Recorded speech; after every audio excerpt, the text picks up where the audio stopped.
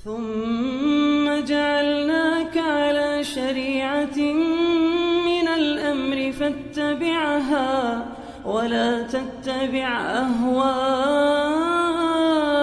الذين لا يعلمون. أعوذ بالله من الشيطان الرجيم. لا جناح عليكم إن طلقتم النساء ما لم تمسوهن أو تفرضوا لهن فريضة ومتعوهن على الموسع قدره وعلى المقتر قدره متاعا بالمعروف حقا على المحسنين.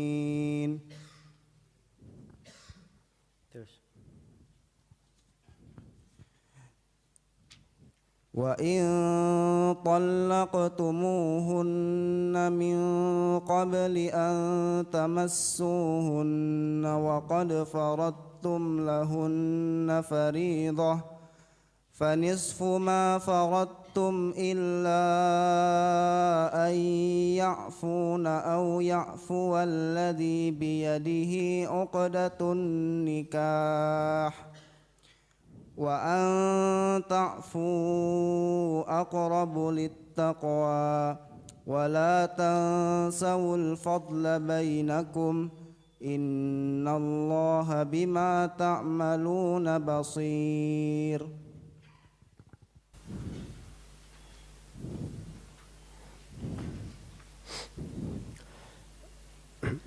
Bismillahirrahmanirrahim.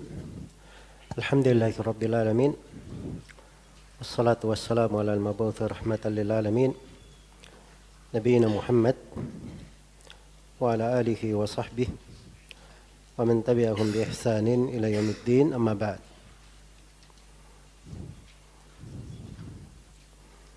Baik, telah kita dengarkan dua ayat dari surah Al-Baqarah, ayat yang ke-236 dan 237.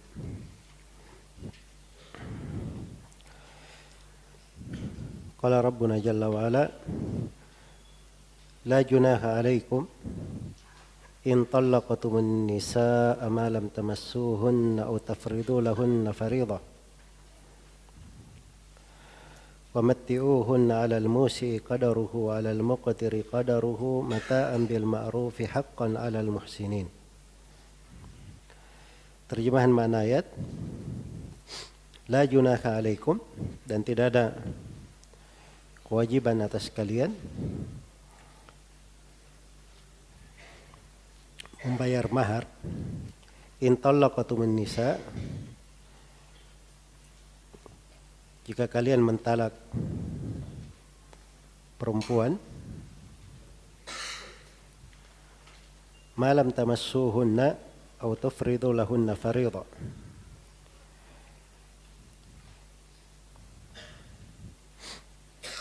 sebelum kalian menyentuhnya atau bercampur dengannya, atau sebelum kalian menentukan maharnya, memastikan maharnya.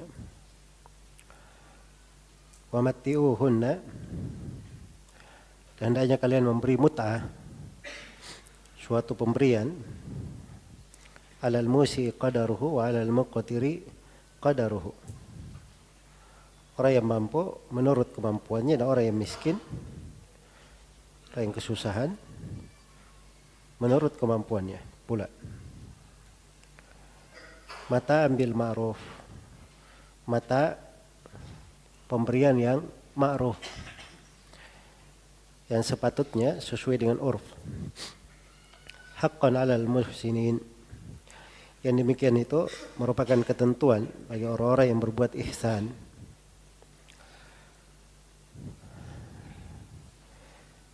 Baik.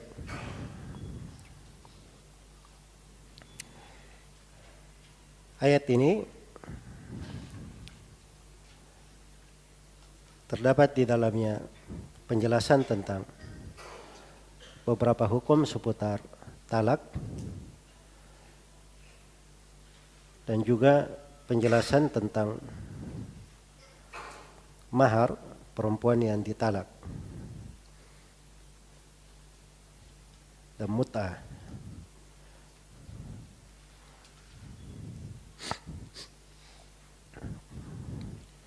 Karena di ayat sebelumnya sudah dijelaskan tentang beberapa hukum terkait dengan perempuan yang ditalak, maka di sini dilanjutkan la junaha alaikum, maka tidak ada junah atas kalian. Ya. La junaha artinya tidak ada dosa atas kalian terkait dengan urusan mahar dan semisal dengannya. La junaha alaikum in talaqatumun nisa. Tidak dosa atas kalian kalau kalian mentalak para perempuan. Jadi kalau terjadi talak itu tidak dosa atas kalian. Ini penjelasannya bahwa talak itu dibolehkan. Dibolehkan di dalam syariat. Karena memang pintu talak itu ada dan syariatannya terkait dengan kemaslahatan suami dan istri. Kadang setelah bertemu dalam sebuah akad nikah, dalam sebuah bangunan rumah tangga, suami dan istri memandang keduanya tidak cocok untuk melanjutkan. Dan sebagian orang kadang dia merasa berdosa tidak bisa menunaikan kewajibannya atau akan menjatuhkannya ke dalam kesalahan-kesalahan. Maka dibuka pintu talak untuk hal tersebut.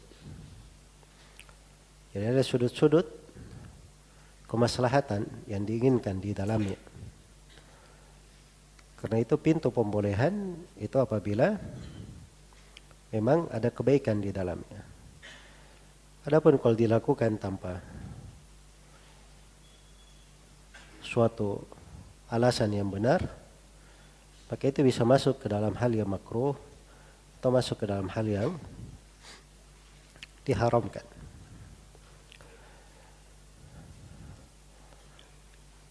Jadi tidak ada dosa atas kalian kalau kalian mentalak an-nisa, para perempuan, malam tamassuhunna.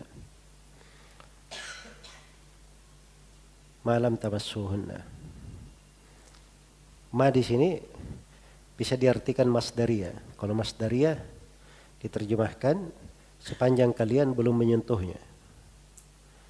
Dan ma bisa diartikan syartiyah. Bisa diartikan syartiyah. Jadi in talaqtumun nisa in syartiyah. Malam tamassuhunna ma kalau diartikan syartiyah berarti syartiyah di dalam syartiyah. Itu boleh di dalam bahasa Arab. Seperti di ayat falaula in kuntum ghairu madinin, baik. Ayat fala uqsimu. Baik. Falaula in kuntum ghairu madinin tarji'unaha in kuntum shadiqin. Iya. Jadi in kuntum shadiqin ada di konteks syarat sebelumnya, in kuntum ghairu madinin. Jadi syarat di dalam syarat. Dan itu boleh dalam bahasa Arab. Baik. Jadi kalau syartiyah diartikan wa in talaqtumun nisaa ma lam tamassuhunna. Jadi kalau kalian mentalak perempuan apabila jika kalian belum menyentuhnya. Baik.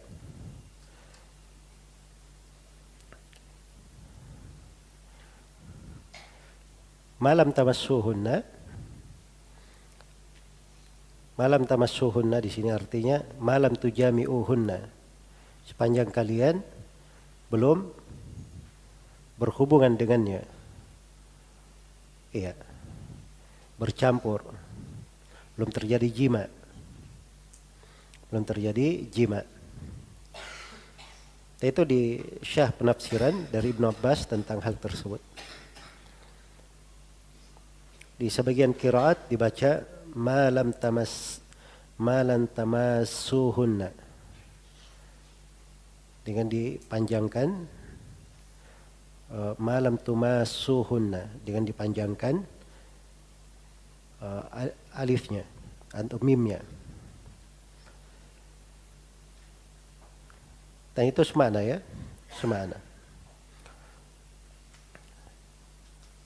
Au tafridu lahunna fariidhah. Jadi boleh ditalak sebelum disentuh. Ya, boleh ditalak atau tidak ada dosa atas kalian, tidak ada mahar. Ketentuannya apabila talak terjadi sebelum menyentuhnya. Sudah terjadi akad tapi belum disentuh. Au tafridu lahunna fariidhah. Dan sebelum diwajibkan untuknya kewajiban mahar. Jadi belum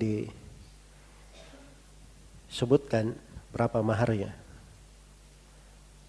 Baru dinikahkan saja, tapi belum disebut berapa maharnya. Iya. Jadi ini dua ketentuannya. Karena itu diperhatikan ya. Ayat ini terkait dengan ketentuan.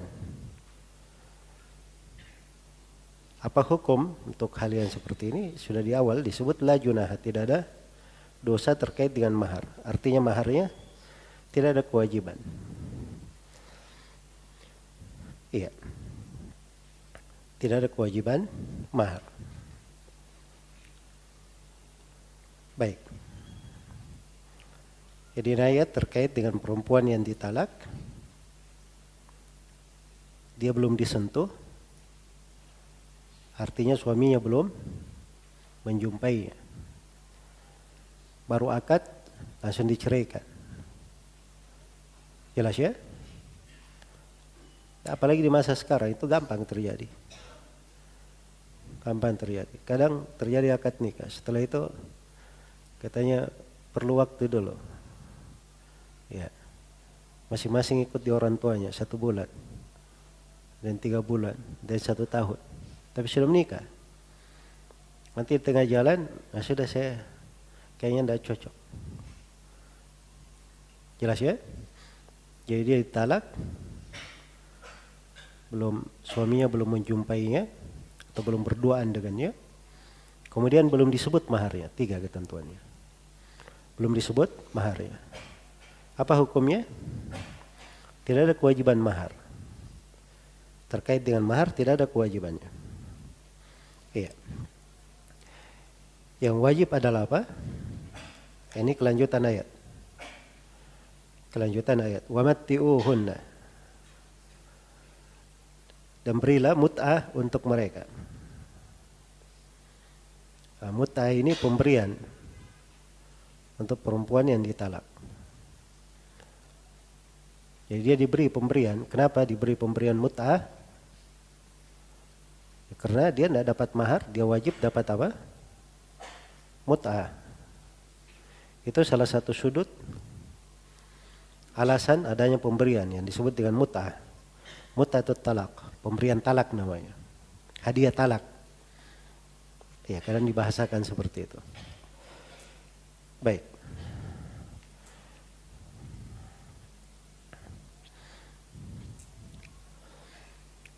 Jadi kalau sudah diketahui ada kewajiban memberi pemberian atau hadiah talak, muncul pertanyaan, berapa jumlahnya? Berapa kadarnya? Nah, di lanjutan ayat diperjelas. Alal musi qadaruhu wa alal muqtiri qadaruhu. Iya. Bagi orang yang musi, orang yang punya kelapangan, dia punya kelapangan sesuai dengan kadar kelapangannya. Iya. Sesuai sesuai dengan kadar kelapangannya. Walal muqtir, jadi al-musi ini orang yang lapang, kaya, banyak harta. Nah, dia sesuai dengan kadar kelapangannya. Walal muqtiri qadaruhu, di atas muqtir, orang yang fakir, tidak memiliki sesuatu atau sedikit dari hartanya, sesuai dengan kemampuannya juga. Sesuai dengan kemampuannya. Mataan bil ma'ruf. Iya. Sebagai suatu mata. Jadi sudah diterangkan di sini ya bahwa dia pamatiuhunna mataan. Nah, ini taukid ya untuk mut'anya diberi. Mataan dia berbahagia dengan pemberian itu, paling sedikit dia dapat suatu pemberian untuk mengobati hatinya. Karena namanya perempuan begitu terjadi talak, ya itu ada suatu kesedihan atas perpisahan. Ada kesedihan atas perpisahan. Jelas ya? Walaupun misalnya kadang seperempuan berpisah dengan suaminya, dia merasa senang karena tidak jadi misalnya. Tapi dari sudut lain, dia statusnya adalah perempuan yang sudah dinikahi, kemudian diceraikan. Iya. Jadi bentuknya mutallaqah. Perempuan yang sudah ditalak. Jadi statusnya bukan lagi perempuan yang belum menikah, tapi perempuan yang sudah pernah menikah. Maka diberi di dalam syariat sesuatu yang menambal kesedihannya. Itulah mata namanya. Bil ma'ruf, dengan hal yang sesuai dengan urf. Apa yang mencocoki kebiasaan. Karena itu nggak ada ketentuan tetap tentang berapa jumlahnya. Ya tidak disebutkan tentang berapa jumlah mut'ah yang diberikan. Iya. Berapa jumlah mut'ah yang diberikan. Dan ketentuan mut'ah ini, kalau mereka misalnya kurang sepakat, maka itu bisa ditentukan di pengadilan. Itu ada urusannya di KUA. Biasanya kalau ada perceraian itu bisa ditentukan. Kalau dia ada hak mut'ah di pengadilan, maka bisa ditentukan di situ oleh pengadilan berapa pemberian yang diberikan. Iya. Sebagian ulama ada yang mengatakan di masa dahulu dia diberi seorang budak yang bisa melayaninya. Iya. Nah itu memberi budak itu banyak ya. Memberi budak. Baik. Kadarnya itu kadar yang paling tingginya. Dan sebagian ulama dia mengatakan boleh kurang daripada itu. Ya, yang paling sedikitnya dikatakan dia memberi 3 baju. Dia memberi 3 baju. Baik. Itu disebut dari apa namanya? Sebagian as-salaf rahimahumullahu ta'ala. Nah,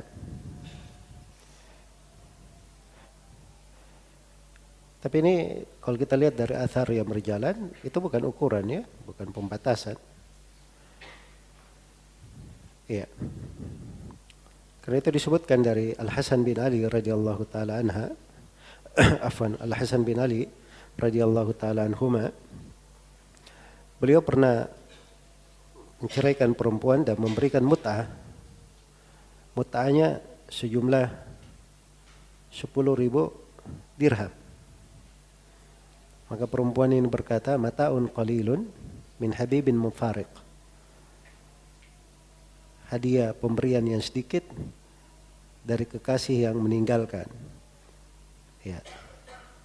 Jadi pandangan tentang jumlah banyak dan seterusnya itu berbeda antara orang-orang, tempat, ya, negerinya. Kan di satu tempat kalau diberi sesuatu dari mut'ah, misalnya diberi motor misalnya, atau diberi baju, diberi kendaraan, itu biasa mungkin di satu tempat. Tapi tempat lain itu mungkin luar biasa. Itu luar biasa. Iya. Jadi ukurannya kembali kepada apa yang mencocoki kebiasaan. Tidak ada batasan tertentu di situ. Kalau berselisih itu dikembalikan kepada hakim. Pengadilan yang memutuskan sesuai dengan kebiasaannya dan sesuai dengan kemampuan orang yang mentalak tersebut. Baik. Jadi mataan bil ma'ruf haqqan 'alal muhsinin. Dia adalah suatu hal yang hak atau suatu hal yang berjalan terhadap al-muhsinin, orang-orang yang berbuat ihsan, orang-orang yang berbuat baik. Al-ihsan itu adalah orang yang berbuat baik. Maksudnya dia mencocoki syariat, melakukan sesuatu perkara yang mencocoki syariat. Iya. Jadi ini penafsiran global terkait dengan ayat ke-236. Baik. Di dalam ayat ini terdapat beberapa pelajaran. Pelajaran yang pertama, bolehnya seorang lelaki mentalak istrinya sebelum berduaan dengannya. Ini jelas ya pada ayat.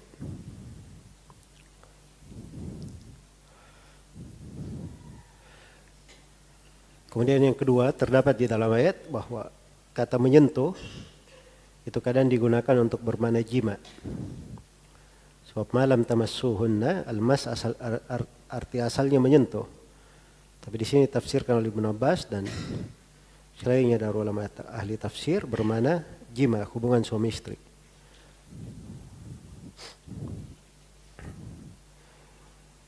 Yang ketiga terdapat di dalam ayat boleh seorang itu menikah tanpa menyebut mahar. Tanpa menyebut mahar. Jadi maksudnya tanpa menyebut mahar di sini dia diam tentang mahar. Ya. Kalau dia tidak menyebut mahar, nanti maharnya itu bisa diberi sesuai dengan kebiasaan perempuan yang semisal dengannya. Ya.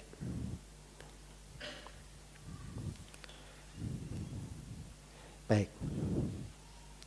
Kalau misalnya di sebuah tempat nikah dengan perempuan, umumnya orang menikah itu maharnya 20 juta.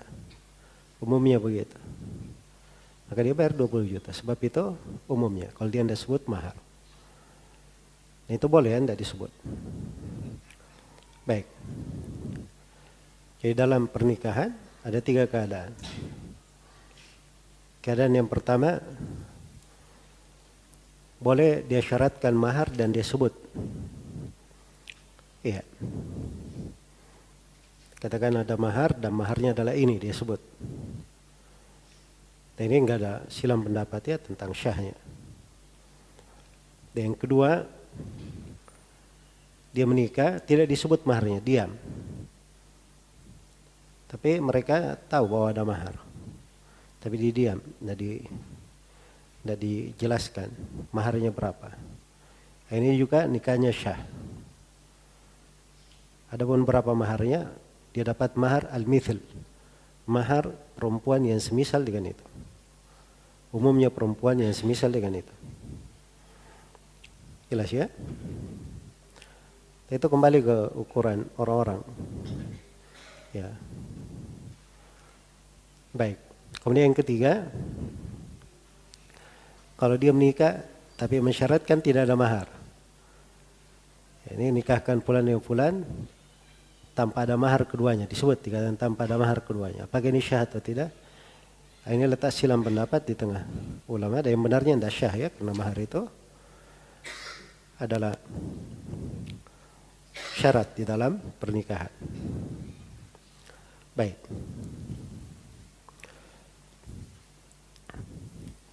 Kemudian dari ayat ini juga terdapat bahwa perempuan yang ditalak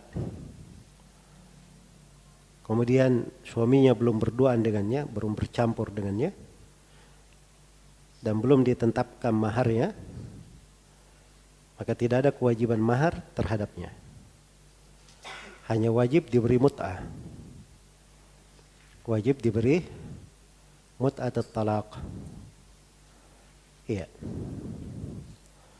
Wajib diberi mut'ah talaq. Untuk lebih jelasnya, perempuan yang ditalak itu terbagi 4. Perempuan yang ditalak terbagi berapa?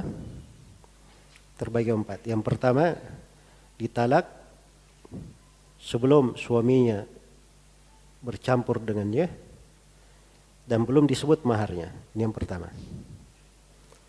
Yang kedua, sudah ditalak sebelum suaminya bercampur dengannya, tapi telah ditetapkan maharnya, telah disebut mahar. Iya. Keadaan yang ketiga, kebalikannya, suaminya telah mencampurinya, telah menggaulinya, tetapi belum disebut maharnya. Tapi belum disebut maharnya. Dan keadaan yang keempat, ditalak, suaminya sudah mencampurinya, dan juga sudah disebut maharnya. Sudah disebut maharnya. Jadi ini semuanya berapa keadaan? 4 keadaan. Kenapa saya terangkan 4 keadaan ini? Supaya ditahu apa bedanya ayat ini dan ayat setelahnya. Kalau ayat ini berbicara di keadaan yang pertama. Kalau ayat setelahnya itu berbicara di keadaan yang kedua. Di keadaan yang kedua. Baik. Keadaan yang pertama tadi apa? Ditalak, terus?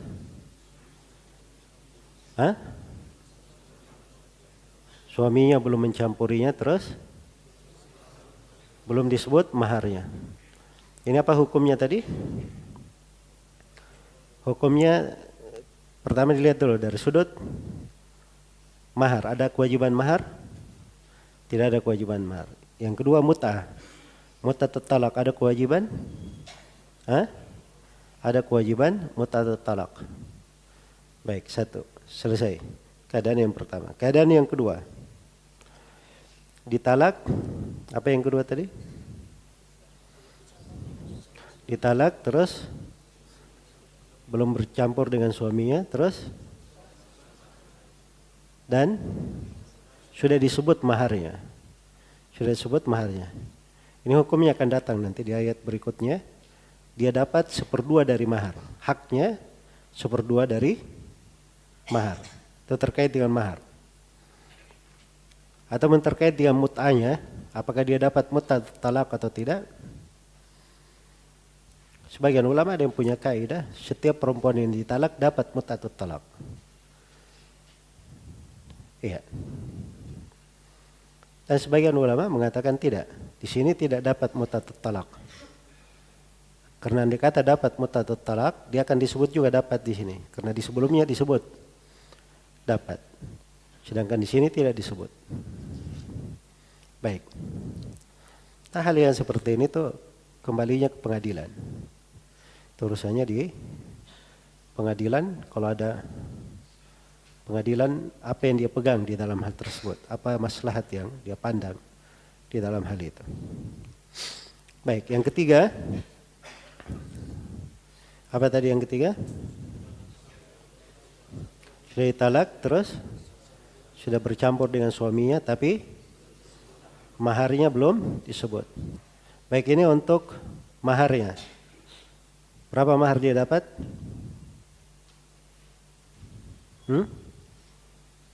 Apa mahar yang dia dapat? Saya sudah sebut tadi. Mahar al-mithil namanya. Mahar yang diukur dengan kebanyakan perempuan yang semisal dengannya di negeri dia, di tempat dia.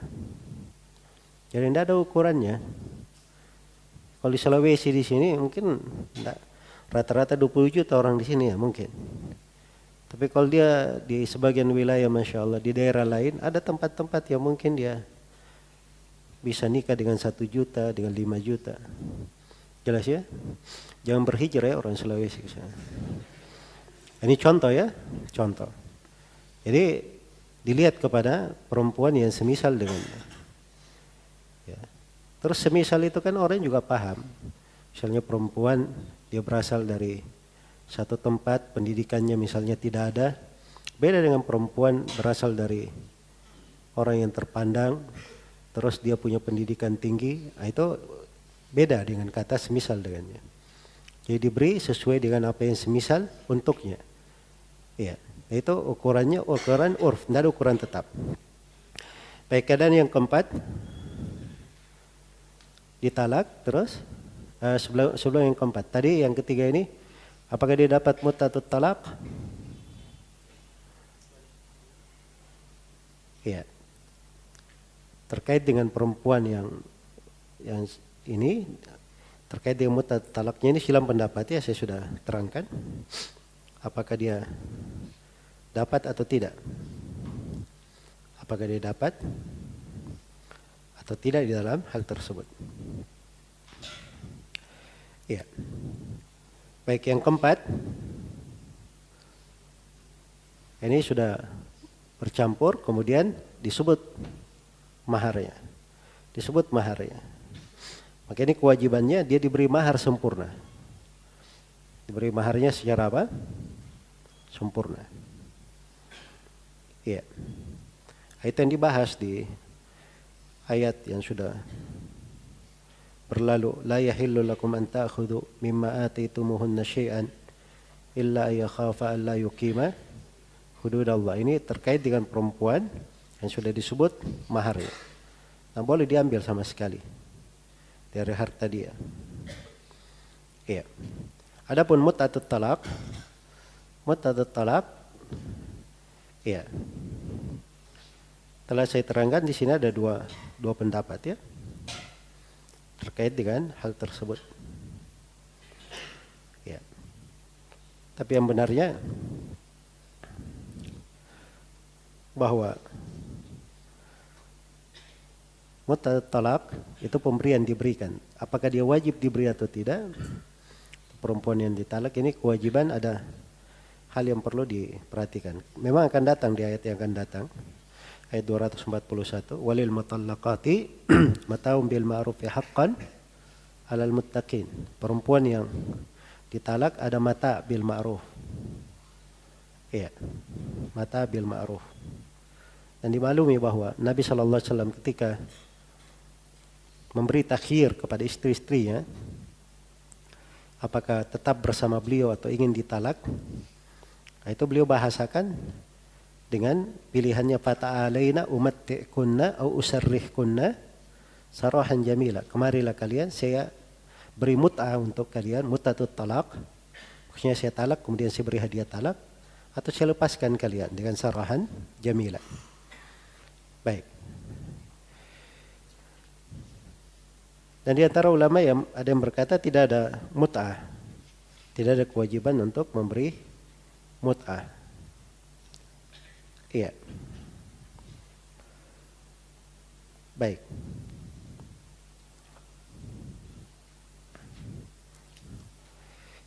Jadi ini 4 keadaan ya untuk hal ini. Kemudian di dalam ayat ini juga terdapat bahwa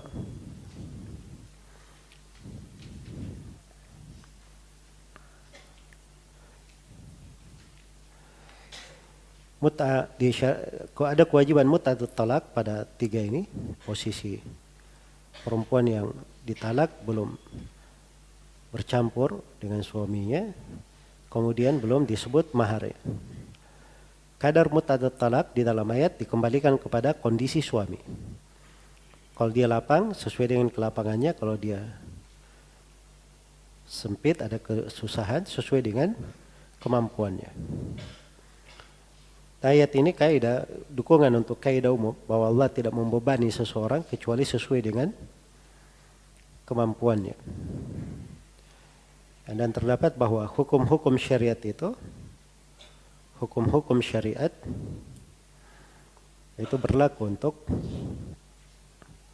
hukum-hukum syariat itu menjaga kondisi-kondisi dan keadaan manusia.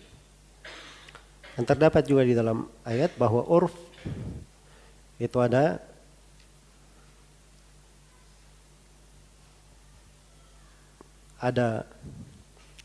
penggunaannya di dalam hukum syar'i, suatu hal yang dianggap. Ya, karena itu masuk di dalam kaidah umum. Al-ada muhakkamah. Kebiasaan itu adalah hal yang dijadikan hukum. Iya. Ayat ini dan ayat setelahnya ini diantara dalil-dalil tentang syariat seorang itu berusaha untuk tidak melukai hati orang. Untuk tidak melukai hati orang. Jadi adanya syariat agar supaya maharnya dibayar. Kalau tidak ada kewajiban mahar diberi hadiah talak. Nah, ini semuanya walaupun misalnya si perempuan ini bagi si suami tidak layak baginya dan seterusnya. Atau si perempuan juga memandang suaminya tidak layak dan seterusnya. Tapi tetap menjaga hubungan seseorang itu disyariatkan untuk tidak meninggalkan luka di hati orang. Maka adanya pemberian seperti ini itu dari perkara-perkara dibangun di atas akhlak yang baik ini. Iya. Itu banyak ketentuan ya dalam Al-Quran semisal itu. Seperti misalnya di pembagian warisan. Kalau ada kerabat, anak yatim, orang miskin hadir di pembagian, sebenarnya mereka tidak ada jatah dari hak warisan. Tapi bersamaan dengan itu dikatakan dalam ayat farzuquhum minhu wa qulu lahum qawlan ma'rufa. Beri rezeki kepada mereka dari hal itu dan ucapkan untuk mereka ucapan yang ma'ruf. Ini untuk hati mereka supaya seperti itu. Iya. Baik.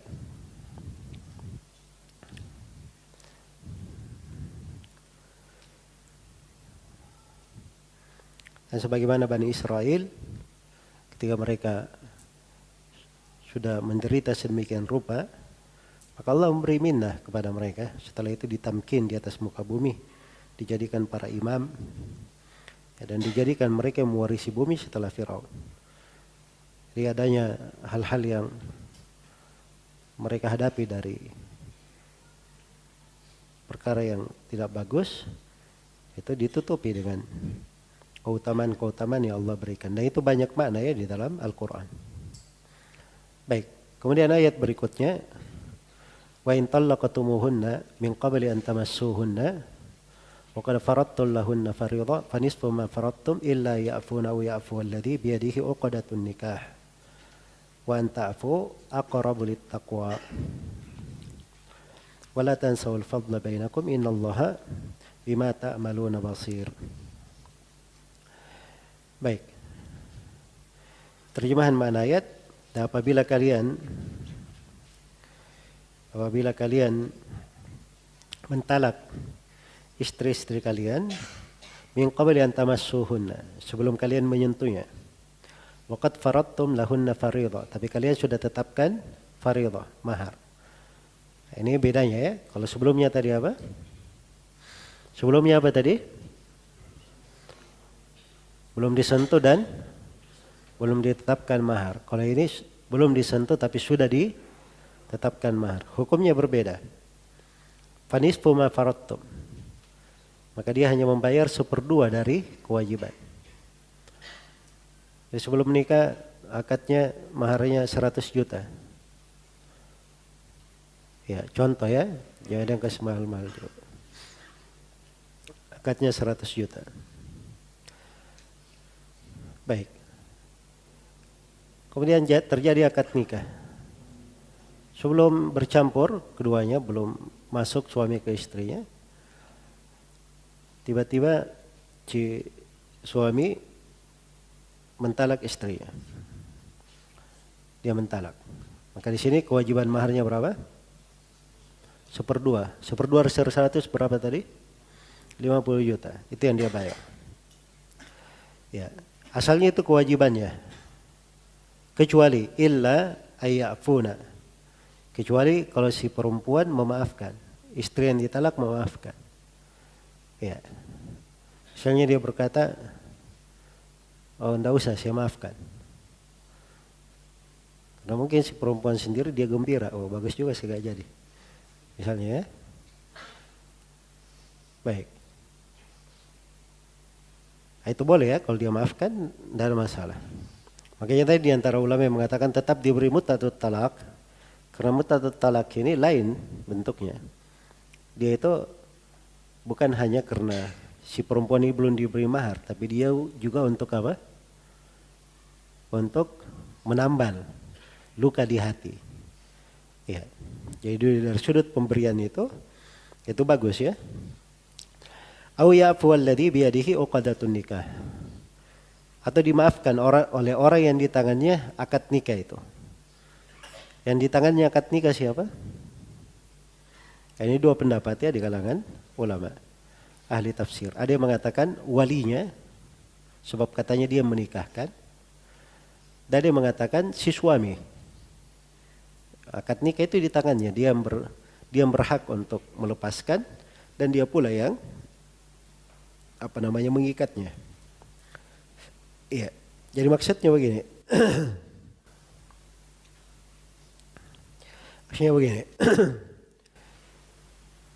Kalau terkait dengan walinya bagaimana? Walinya 100 juta maharnya. Hah? Begitu dia talak berarti kewajiban mahar sisa berapa? 50. Nah, si wali memaafkan. Kalau begitu enggak usah. Walinya memaafkan. Jelas ya? Ini kalau diambil pendapat wali. Tapi kalau yang diambil yang di tangannya adalah siapa? Si suami. Maka itu di posisi misalnya suami begitu dia menikah, dia sudah bayar 100 juta. Cash. 100 juta. Begitu terjadi talak, apa kewajibannya perempuan? Hah? Mengembalikan 50, sebab kewajibannya cuma berapa? Setengah, berubah kan? Kalau begitu 50-nya dikembalikan. 50 dikembalikan ini dimaafkan, enggak usah dikembalikan. Kalau si suami memaafkan. Jelas ya? Ya suami berkata ya sudah, saya sudah mentalak, saya sudah bikin terlalu banyak problem, ya bikin susah kalian acara 5 hari 5 malam, terus tidak ada juga, ya sudah 50 ini kompensasi dari saya maafkan, nggak usah di ini. Misalnya, jelas ya? Nah ini pendapat yang kedua, itu lebih dikuatkan oleh sejumlah ulama karena di ayat berikutnya, di kelanjutan ayat dikatakan wa anta'fu aqrabu littaqwa. Kalau kalian memaafkan, kalian ini arahannya kemana? Si wali atau si suami yang mentalak? Si suami yang mentalak. Sebab dari awal wa in talaqtumuhunna. Kalau kalian mentalak ini kepada si suami yang mentalak.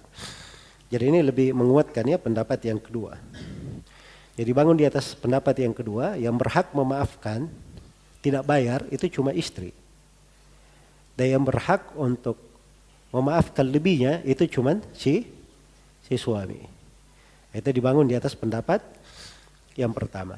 Tapi kalau dibangun di atas pendapat bahwa wali juga memaafkan, apabila walinya berkata sudah tidak ada masalah, maka itu dipegang ucapannya. Jelas ya? Nah hal-hal yang seperti ini biasanya itu urusan di pengadilan, ya, pengadilan. Di hakim, di qadhi, mereka yang tentukan. Yang dipegang di dalam masalah itu apa. Wala tansawul fadla bainakum. Dan jangan kalian saling melupakan keutamaan di antara kalian. Innallaha bima ta'maluna basir. Nah ini penting ya, jangan saling melupakan keutamaan di antara kalian. Ya. Jangan saling kalian meninggalkan berbuat utama. Jadi ini memaafkan, sana membolehkan. Nah itu dianjurkan. Demikian pula kalau sudah terjadi talak itu, jangan saling melupakan. Semuanya ada kebaikannya masing-masing. Nah, dan ini peringatan ya untuk orang-orang kalau dia sudah mentalak, ya luar biasa ya. Si suami bahasanya jelek sekali kepada mantan istrinya. Mantan istrinya tidak mau kalah juga. Jelas ya? Ya, dan ini masalah-masalah yang seperti ini jadi prahara. Apalagi di belakangan ini dengan tersebarnya gampangnya orang berkicau di medsos, di media sosial, ya, terkait dengan orang-orang yang dulu dia pernah menikah dengannya, akhirnya menjeratnya ke kasus-kasus hukum, ya, dibawa ke pengadilan dan sebagainya. Itu kadang terjadi, memang terjadi karena tidak ada etika dan adab orang-orang seperti itu. Jelas ya, tidak ada etika dan adab. Ya. Makanya di ayat itu diberi etika adab yang agung. Wala tansaul fadla bainakum. Jangan kalian saling melupakan keutamaan antara kalian. Kemudian diingatkan innallaha bima ta'maluna basir. Sungguhnya Allah Maha melihat apa yang kalian lakukan. Ini ayat peringatan ya. Jadi jangan sembarangan dalam masalah talak itu. Allah itu Maha melihat apa yang kalian lakukan, apa yang kalian kerjakan. Ya, apa yang kalian kerjakan. Baik, dari ayat ini kita petik beberapa pelajaran. Pelajaran yang pertama, tema umum pada ayat, apabila seorang perempuan ditalak sebelum dicampuri oleh suaminya, tapi sudah disebut maharnya, sudah ditentukan maharnya, maka dia hanya mendapatkan berapa? 1/2 dari mahar. Iya. Sila mendapat di sini para ulama terkait dengan berkhalwat. Berkhalwat. Kalau bercampur kan hubungan suami istri ya. Bagaimana kalau cuma berduaan saja? Cuma berduaan. Misalnya masuk dalam satu kamar misalnya, tapi belum melakukan hubungan suami istri. Setelah itu terjadi talak. Ya. Khalwat ini itu dimasukkan juga oleh para sahabat ya, dihitung. Di dalam fatwanya para sahabat dihitung sama dengan orang yang sudah bercampur. Sudah bercampur. Ini hukum perlu diketahui. Baik. Kemudian di dalam ayat ini terdapat bolehnya mentalak ya sebelum bercampur dengan istri dan sebelum walaupun sudah ditentukan mahar ya. Iya. Dan terdapat bahwa penentuan mahar itu kembali kepada si suami, bukan istri yang menentukan, tapi siapa? Suami. Ya kalau pihak keluarga menyebut mahar, itu usulan namanya. Ya misalnya dia sebut maharnya 100 juta, ya usulan. Kalau si suami, atau calon suami menyetujui, dia katakan iya saya setujui, atau dia katakan tidak ada masalah, nah itu baru diterima. Tapi kalau berselisih, suami berkata enggak, saya bilangnya 50. Si keluarga berkata enggak, ya kami maunya 100. Maka yang dipegang ucapan siapa? Ucapan si suami, sebab dia asalnya yang dipegang ucapannya. Ya, yang dipegang ucapannya. Baik. Dan di dalam ayat ini juga terdapat bahwa perempuan itu boleh menggugurkan dari hak yang merupakan kepemilikan dirinya. Seperti mahar ini dia gugurkan. Mahar itu milik dia. Boleh dia gugurkan. Iya. Ya. Jelas ya, tapi ini dengan syarat. perempuan ini sudah bisa untuk tasarruf, dia sudah berakal. Ya, sudah mengerti, sudah paham. Tapi kalau misalnya perempuan ini masih kecil, dia belum mengerti masalah duit, masalah yang seperti itu walinya yang mewakili dalam hal yang seperti itu. Baik, dan terdapat bahwa perempuan itu dia boleh bertindak pada hartanya sendiri. Ya, karena mahar itu harta dia silahkan mau bertindak, dia mau serahkan, dia mau ambil. Ya. Karena itu kalau ada suami dan istri, harta istri harta dia. Harta suami juga. Jelas ya? Tapi suami ada kewajiban untuk memberi nafkah kepada siapa? Kepada istrinya. Adapun si istri tidak ada kewajiban memberi nafkah kepada siapa? Kepada suami. Jelas ya? Kayaknya kadang ada sebagian suami, ya sepanjang kau sudah jadi istri saya berarti semua hartamu adalah milik saya. Ya, itu dari mana dapat kaidah? Jelas ya? Itu tidak benar. Baik. Jadi si istri tetap punya harta milik dia sendiri. Jadi kalau dia memberi kepada suaminya itu namanya dia berbuat baik kepada suaminya. Dia berbuat baik kepada suaminya. Seperti istri Abdullah bin Mas'ud radhiyallahu anhu. Istri beliau itu seorang yang kaya. Dia mengeluarkan zakat setiap tahun. Zakatnya diberi ke suaminya karena suaminya miskin. Ya. Suaminya miskin, diberi zakat oleh siapa? Oleh istrinya. Itu kadang ada seperti itu. Jelas ya, karena perempuan itu dia menikahi orang macam-macam alasannya. Ada alasannya cari dunia, ada yang alasannya cari ketampanan, ada yang alasannya cari kedudukan, ada yang alasannya cari agama. Dan ini istri Abdullah bin Mas'ud orang yang cari agama dia.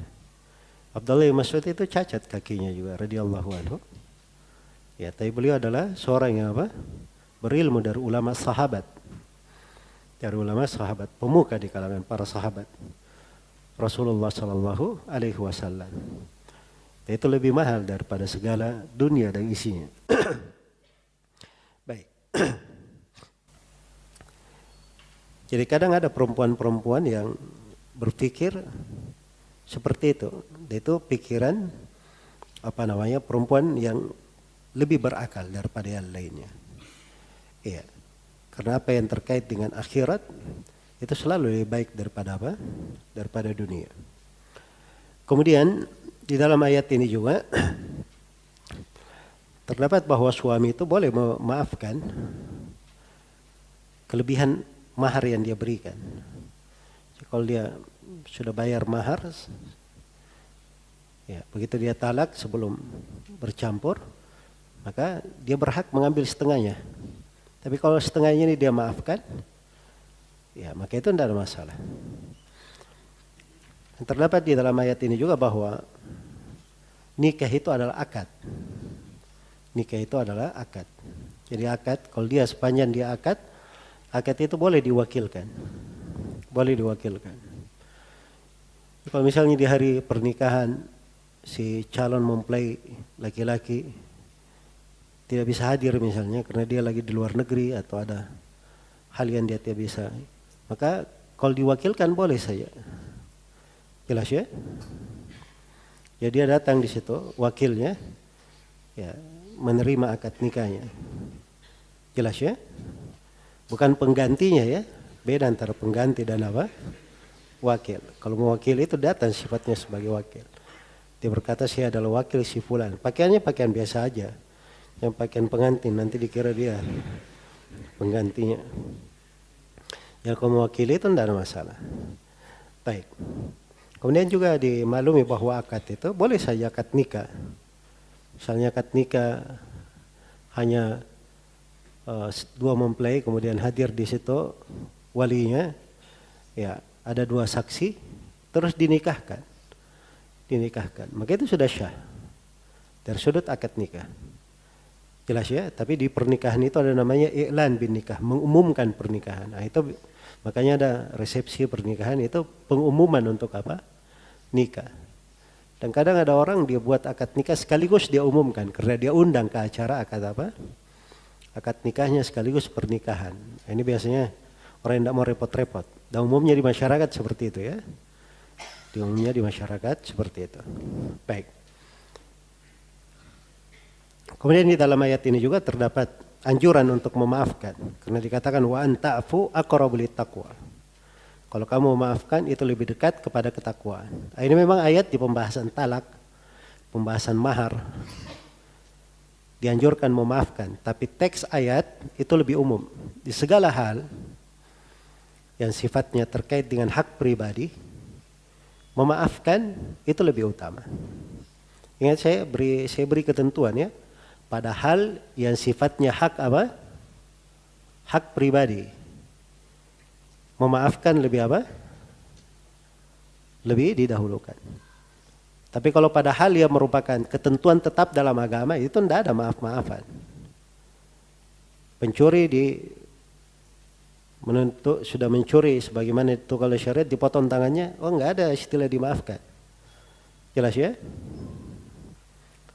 Orang yang membunuh misalnya kemudian keluarganya meminta darahnya untuk dikisos, itu enggak dimaafkan sepanjang mereka meminta apa? Mereka meminta kisos. Ini hukum tetap. Demikian pula terkait dengan masalah-masalah keyakinan, masalah akidah. Itu tidak ada istilah memaafkan. Apalagi minta maaf. Jelas ya? Dalam hal tersebut. Ada orang yang menistakan agama misalnya. Itu hukum dalam syariat cuma satu, dihukum mati, hukum bunuh. Iya, itu dihukum pengadilan Islam. Dihukum pengadilan Islam. Dan memang itu memang terkait dengan hukum pengadilan. Oh, tidak dikatakan dimaafin aja. Itu bukan hak saya, bukan juga hak orang. Itu hak Allah Subhanahu wa ta'ala. Jelas ya? Kalau misalnya ada yang mengatakan bahwa yang berucap Allah adalah Isa bin Maryam, atau Allah punya anak, ya, itu adalah kekafiran. Maka ini yang seperti ini itu dihukum pengadilan, dimasukkan. Sebab itu terkait dengan hak Allah. Jelas ya, terkait dengan hak Allah Subhanahu wa ta'ala. Baik. Jadi di sini anjuran memaafkan itu kalau terkait dengan hak pribadinya, dia zalimi, dia dicela, ini dia memaafkan, nah itu dia memaafkan itu lebih dekat kepada apa? Kepada ketakwaan. Lebih dekat kepada ketakwaan. Dan terdapat di dalam ayat juga bahwa amalan itu berjenjang-jenjang. Karena itu ada amalan yang lebih dekat, ada yang paling dekat. Ya, ini menunjukkan amalan itu berjenjang-jenjang. Karena memang asalnya pada keimanan manusia itu bertingkat-tingkat di dalam keimanan. Kemudian di dalam ayat ini juga terdapat anjuran untuk tidak melupakan keutamaan. Ya, saling berbuat utama. Ya, kalau ada yang berbuat baik kepadanya, dia tidak lupakan kebaikan orang. Terus dia juga dituntut berbuat utama kepada orang, berbuat yang baik. Iya, karena itu di dalam hadits Jabir riwayat Al-Bukhari, Rasulullah sallallahu alaihi wasallam bersabda, rahimallahu imra'an samhan idza ba'a, samhan idza ishtara, wa samhan idza iqtada. Allah merahmati seorang hamba, dia itu dermawan ketika menjual, dermawan ketika membeli, dan dermawan ketika dia melunasi hutangnya. Dia melunasi hutangnya. Dan terdapat di dalam ayat ini penjelasan tentang luasnya cakupan ilmu Allah, karena Allah Subhanahu wa ta'ala melihat segala sesuatu yang dilakukan oleh hamba. Terdapat bahwa di dalam ayat ya peringatan agar supaya seorang itu komitmen di atas ketakwaan, berjalan sesuai dengan syariat.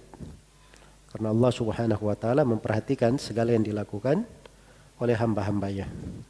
Ya wallahu ta'ala alam.